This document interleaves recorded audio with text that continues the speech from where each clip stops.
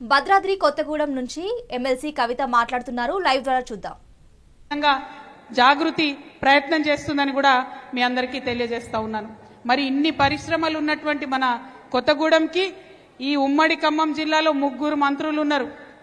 ఈ 3 మంత్రులను నేను రిక్వెస్ట్ చేస్తున్నా, ఇన్ని పరిశ్రమలు ఉన్నాయి కొత్తగూడెంలో, మరి ఖచ్చితంగా మనకి ఇక్కడ ఎయిర్పోర్ట్ కూడా ఉండాలి. కొత్తగూడెంలో ఎయిర్పోర్ట్ సాధన కోసం కూడా తెలంగాణ జాగృతి ప్రయత్నం చేస్తుందని కూడా ఈ సందర్భంగా నేను తెలియజేస్తా ఉన్నాను. మరి ఇట్లా అనేకమైన అంశాలు ఉన్నాయి. నిన్నగాక మొన్న భద్రాచలం రాములవారి గుడి చుట్టుపక్కల ఒక 5 గ్రామాలు ఉంటాయి. ఆ 5 గ్రామాలు భయంకరమైన పరిస్థితులలో ఉన్నాయి. ఆ 5 గ్రామాలు ఇప్పుడు ఆంధ్రాలో ఉన్నాయి. ముఖ్యంగా మన భద్రాచలం రాములవారి మాన్యం ఒక 1000 ఎకరాల భూమి కూడా ఆంధ్రాలో కలిసిపోయినటువంటి పరిస్థితి ఉన్నది. అందుకే జాగృతి తరఫున మేము డిమాండ్ చేసినాం. హైదరాబాద్ లో ఒక రౌండ్ టేబుల్ సమావేశం పెట్టినాం. ఇప్పుడు ఆ బాధితులంతా కూడా ఇక్కడికి వచ్చినారు. 5 గ్రామాల వారిని కూడా కలుస్తాం. మరి అక్కడ రౌండ్ టేబుల్ పెట్టి మేము డిమాండ్ చేసినాం. ఇక్కడ తుమ్మల గారు ఖచ్చితంగా చర్యలు తీసుకోవాలి. 5 గ్రామాలు ఆంధ్రాలో ఉన్నాయి, తెలంగాణలో కలపాలని కేవలం తెలంగాణ జాగృతి మాత్రమే డిమాండ్ చేసింది. మరి ప్రభుత్వం దిగివచ్చి తుమ్మల నాగేశ్వరరావు గారు కూడా లెటర్ రాయడం జరిగింది, 5 గ్రామాలను తెలంగాణలో కలపాలని. మరి ఇంత జరుగుతున్నటువంటి సందర్భంలో కూడా నిన్న భద్రాచలం ఈవో రమాదేవి గారు ఆంధ్ర ప్రాంతంలో భూములను చూడడానికి పోతే ఆమె మీద దాడి చేయడం జరిగింది. మన తెలంగాణ ఆడబిడ్డ, ఒక బీసీ బిడ్డ రమాదేవి మీద మరి ఆంధ్రాలో దాడి జరగడాన్ని నేను చాలా తీవ్రంగా ఖండిస్తా ఉన్నాను. ఇదే వేదిక నుండి, ఇదే కొత్తగూడెం నుండి ఆంధ్రప్రదేశ్ ముఖ్యమంత్రి గారు గౌరవనీయులు చంద్రబాబు నాయుడు గారికి తెలంగాణ జాగృతి ఆధ్వర్యంలో మేము ఒక ఉత్తరం కూడా రాస్తా ఉన్నాము.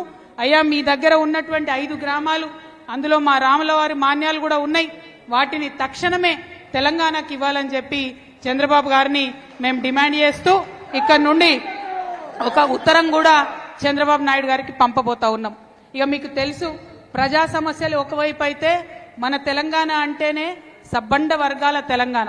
అనేక సార్లు అనుకున్నాం మనం, ఇక్కడ ఎస్సీ, ఎస్టీ, బీసీ, మైనారిటీలు మనం కలిపితేనే దాదాపు 85-90% ఉంటుందని చెప్పి మనం అనుకున్నాం. తెలంగాణ ఉద్యమ సందర్భంలో కూడా అనుకున్నాం, రేపటి నాడు తెలంగాణ సాధించుకున్నాక బంగారు తెలంగాణ కావాలంటే ఈ సమాజాలన్నీ, ఈ యొక్క మొత్తం అన్ని కులాలు కూడా, ఈ వర్గాలన్నీ కూడా బాగుండాలని అనుకున్నాం. వాళ్ళు రాజకీయంగా బాగుండాలి, ఆర్థికంగా బాగుండాలి, సామాజికంగా బాగుండాలని అనుకున్నాం. అందుకే రాజకీయంగా బీసీలు ముందుకు రావాలంటే ఖచ్చితంగా ఈ లోకల్ బాడీ పంచాయతీ ఎన్నికలు ఏవైతే జరుగుతాయో, ఎంపీటీసీ ఎన్నికలు ఏవైతే జరుగుతాయో, జెడ్పీటీసీ ఎన్నికలు ఏవైతే జరుగుతాయో, వాటి ద్వారా వచ్చే జెడ్పీ చైర్మన్లు ఎవరైతే ఉంటారో వీటిలలో ఖచ్చితంగా 42% రిజర్వేషన్ ఇవ్వాలని చెప్పి తెలంగాణ జాగృతి డిమాండ్ చేస్తా ఉన్నది. మరి మీ అందరికీ తెలుసు కాంగ్రెస్ పార్టీ అధికారంలోకి వచ్చే ముందు కామారెడ్డి డిక్లరేషన్ అని చెప్పి చేసి మరి అక్కడ 42% ఇస్తామని చెప్పారు. నవీనచారా 42% ఇస్తామని డిక్లేర్ చేసిరు. మరి 42% ఇస్తామని ఎందుకు చెప్పారో ఇప్పటి వరకు తెలియదు. తెలంగాణలో బీసీలు 42% ఉన్నారా అంటే కాంగ్రెస్ నాయకులు ఎవరు కూడా మాట్లాడరు. మరి ఏ ప్రాతిపదికన 42 అన్నారంటే కూడా మాట్లాడరు. సరే పోనీ, మీరు ఏదో 42% అని అన్నారు, మరి లెక్క పెట్టుండ్రి అని చెప్పి మనందరం డిమాండ్ చేస్తే జనగణన చేసిరు. జనగణన చేసి ఏం చేసిరు, బీసీలు 46% ఉన్నారు ఈ రాష్ట్రంలో అని తేల్చి చెప్పిండ్రు. కానీ 2014లో కేసీఆర్ గారు ముఖ్యమంత్రి కాగానే చేసినటువంటి లెక్కలలో బీసీలు 52% ఉన్నారు. మరి 2014లో 52% ఉంటే జనాభా తగ్గుతుందా పెరుగుతుందా? 52% ఉన్న బీసీలు ఇప్పుడు 46% అయిపోయినరని చెప్పి కాంగ్రెస్ పార్టీ లెక్క చెప్పింది. అయితే రాహుల్ గాంధీ గారు ఏమంటారు, దేశం మొత్తంలో జిస్కి జిత్ని ఆబాది ఉస్కి ఉత్ని ఇస్సేదారి అంటాడు ఆయన. అంటే మనమెంతో మనకంత వాటా ఉండాలని రాహుల్ గాంధీ గారు చెప్తారు.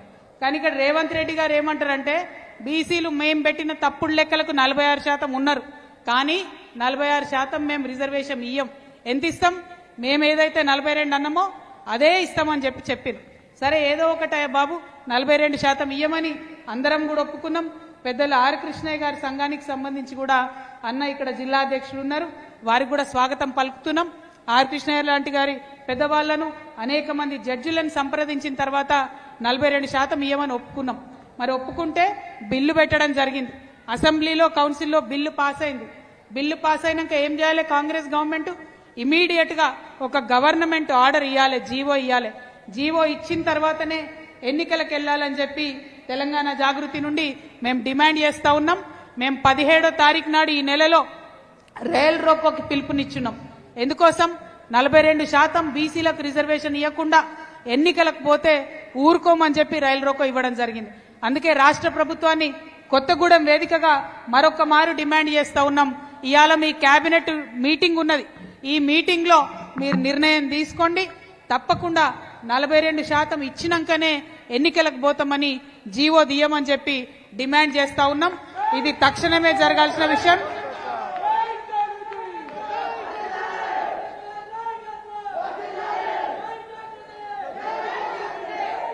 ఒరేక్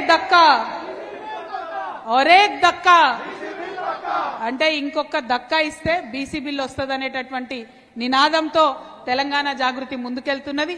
మరి నినాదం కొత్తగూడెంలో కూడా మారుమోగే విధంగా వీరన్న గారు పనిచేయాలని చేస్తారని చెప్పి మనస్ఫూర్తిగా నేను కోరుకుంటా ఉన్నాను.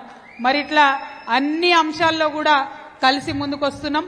ఇవన్నీ చూస్తుంటే మరి ముఖ్యమంత్రి గారు ఒక మాట అంటున్నారు నిన్నటి నుంచి, ఎక్కడికంటే అక్కడికి వస్తా, కేసీఆర్ దమ్ముంటే అసెంబ్లీకి రా, ఫామ్ హౌస్కి వస్తా, మంత్రులను తీసుకొని వస్తా అంటున్నారు. నేను మా ఆడబిడ్డల తరఫున, కొత్తగూడెం ఆడబిడ్డల తరఫున రేవంత్ రెడ్డి గారికి సవాల్ చేస్తా ఉన్నాను. రేవంత్ రెడ్డి గారు, మీరు సెక్రటేరియట్ పోతలేరు, మీకు భయం పట్టుకుంది, ఆడ వాస్తు మార్చుకుంటున్నారు. అంతకుముందేమో కేసీఆర్ గారిని సెక్రటేరియట్ వస్తలేరు అన్నారు.